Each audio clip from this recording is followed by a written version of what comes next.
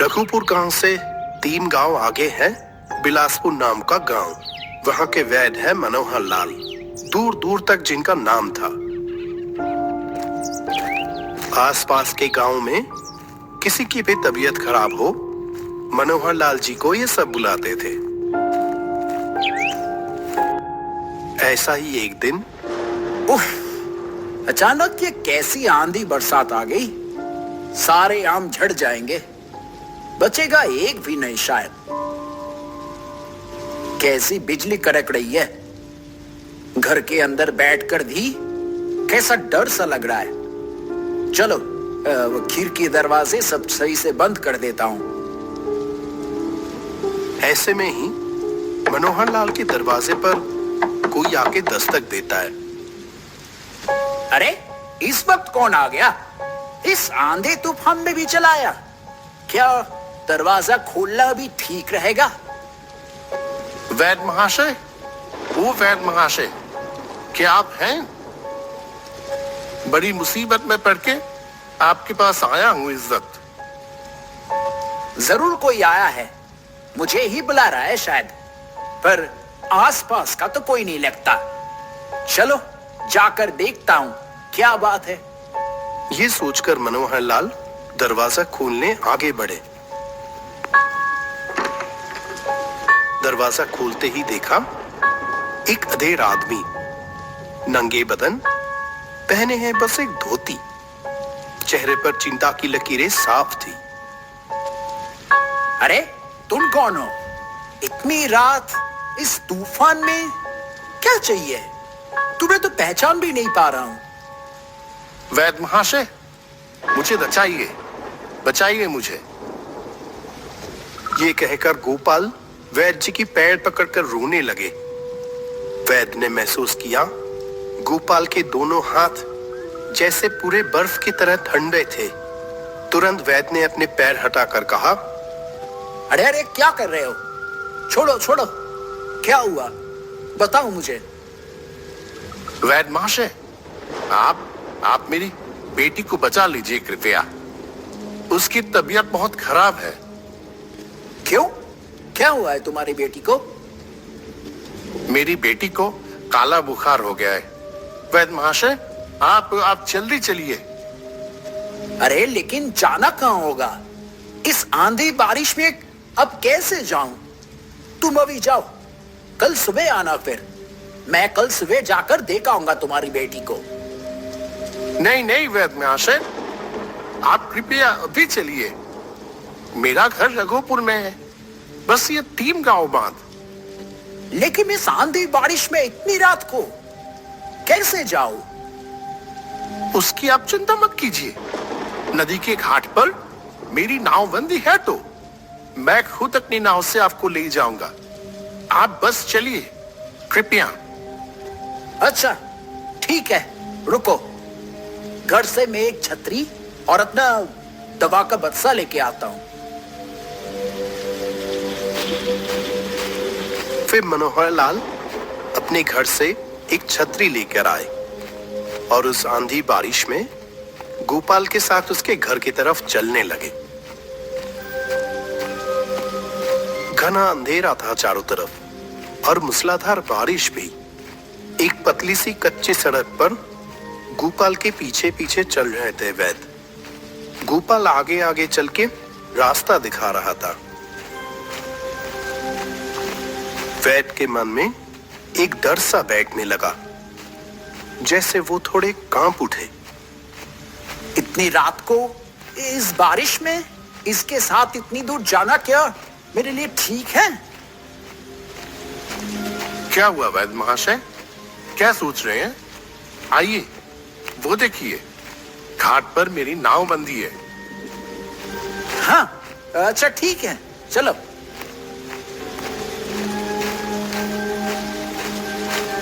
फिर वो दोनों चलते चलते नदी के घाट पर पहुंच गए। नाव में बैठ जाइए वैद्य महाशय। कैसे बैठूं? अरे इतनी अंधेरे में तो कुछ दिख ही नहीं रहा है। क्या करें अब, कृपया थोड़ी तकलीफ कीजिए।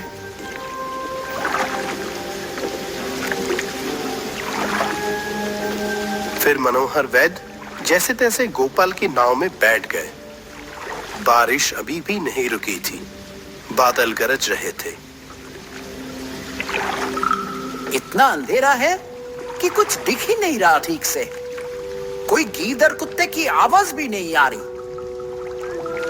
तभी वो आदमी बोला, वैद्य महाशय, मेरी बेटी ठीक तो हो जाएंगी ना? उसे कुछ होगा तो नहीं? वो मेरी एकलौती बेटी है। देखो, मैं तुम्हारी बेटी को देखे बिना तो कुछ कह नहीं सकता, पर अगर बुखार बहुत बढ़ गया तो मैं शायद उन्हें बचा नहीं पाऊंगा। ऐसी बात मत कीजिए वैद्य महाशय। वो मेरी एकलौती बेटी है। उसके सिवाय इस दुनिया में मेरा कोई नहीं है। दुनिया में मेरा कोई नहीं है। फिर कुछ देर खामोशी छा गई। एक ही तरह बैठे बैठे वैद्य की थोड़ी देर के लिए आंख लग गई थी। कुछ देर बाद वो अपनी अंगड़ाई तोड़कर जागे तो देखा वो अभी भी नाव में ही बैठे हैं, और नाव भी अभी भी बीच नदी में ही है। अरे, मैं अभी तक नाव में ही बैठा हूं। क्या बात है मां जी? और कितनी देर लगेगी तुम्हें पहुंचने में? नदी के बीचों बीच नाव पर चले जा रहे हैं मनोहर वैद्य, पर अपना सवाल का कोई जवाब उन्हें नहीं मिला। अरे, कोई जवाब क्यों नहीं दे रहे हो? कुछ तो बोलो। बड़ी मुश्किल है। ये आदमी चुप क्यों हो गया अचानक? तभी एक जोरदार बिजली की चमक नाव पर पड़ी, और तभी मनोहर लाल ने देखा नाव में कोई मांझे नहीं है, बस चप्पू अपने आप चल रहा है। मनोहर लाल डर से चीख पड़े। ये क्या? मांझी कहाँ गया? नाव में तो कोई नहीं है। तब ये चप्पू ऐसे अपने आप कैसे चल रहा है? नहीं, ये सब क्या देख रहा हूं मैं? इस आंधी बारिश में बीच नदी में कोई नहीं है। नाव में बैठे हैं वैद्य अकेले, और उनकी आंखों के सामने वो अपने आप चलने वाला चप्पू। ये क्या हो रहा है? और अभी तो वो आदमी मुझसे बातें कर रहा था। ये सब क्या हो रहा है? तो क्या कोई? ठीक उसी वक्त एक जोरदार हंसी सुनाई दी।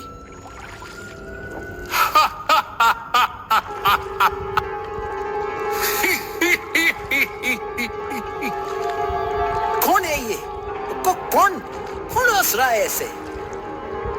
बीच नदी में हंसे की आवाज और भी तेज लगने लगी। ये सब क्या हो रहा है मेरे साथ? तभी एक और बिजली की चमक में वैद्य ने देखा, अब वो चप्पू चला रहा है वो कौन है ये? नहीं। क्या रे, पहचाना नहीं? अब तू मुझसे बच नहीं सकता। नहीं, कौन हो तुम? मैं गोपाल, तुझे मैं नहीं छोड़ूंगा। आज बहुत दिनों बाद ये मौका आया है। आज तुझे मेरे हाथों से कोई नहीं बचा सकता। मैंने तुम्हारा क्या बिगाड़ा है? मुझे छोड़ दो। मैंने तो कुछ नहीं किया। छोड़ दो मुझे। नहीं, कभी नहीं।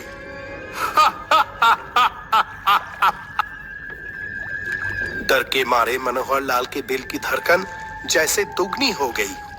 उसका पूरा शरीर पसीने से तर हो गया। ऐसे हालात का सामना उसने पहले कभी नहीं किया था। तूने मेरी बीवी को मारा है। मैं तुझे नहीं छोड़ूंगा। नहीं छोड़ूंगा मैं तुझे। मैं नहीं, मैंने तुम्हारी बीवी को नहीं मारा। तूने मारा है मेरी बीवी को। याद कर। कब?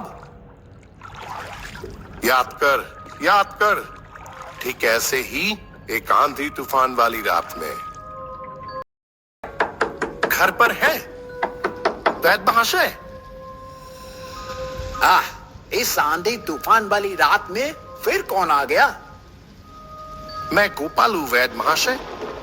रघुपुर कहां से आ रहा हूं? तो आगे बढ़कर दरवाजा खोलकर बोला था। क्या चाहिए इस आंधी बारिश में इतनी रात को? वैद महाशय, दया कीजिए, मेरी बीवी को बचाइए। क्यों? क्या हुआ तेरी बीवी को?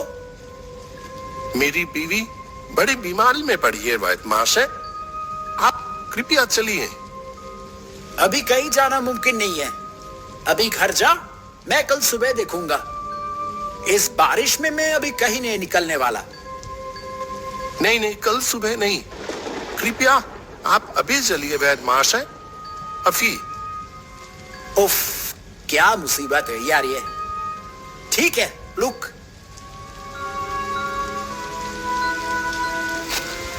फिर तू अपनी सोई आंखों से घर के अंदर से एक दवा का बक्सा और एक छतरी ले आया।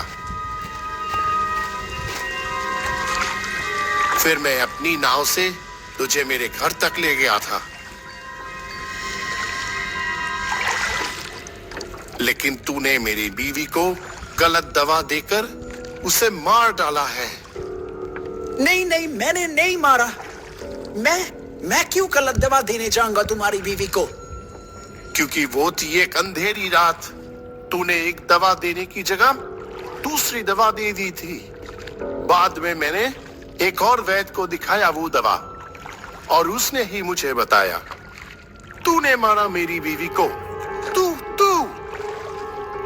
तुझे भी मैं आज खत्म कर दूंगा। ये कहकर गोपाल अपने भयानक रूप में आगे आया मनोहर लाल की तरफ। गोपाल ने अपने सख्त हाथों से मनोहर लाल का गला पकड़ लिया।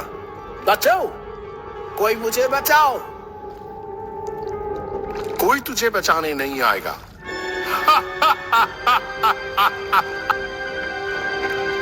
ये कहकर गोपाल ने मनोहर लाल का गला जोर से दबा दिया। बर्फ जैसे ठंडे हाथों ने जैसे एक चिमटे से मनोहर लाल की सांसें लगभग बंद कर दी।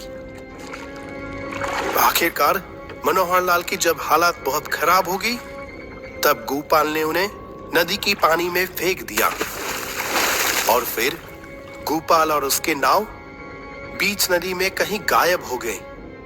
उनका कोई नामो निशान नहीं दिखा। इधर मनोहर लाल वैद्य तब तक उस गहरी नदी की पानी में हाथ पैर मार मार कर बिल्कुल थक चुके थे। और नहीं सह सकता।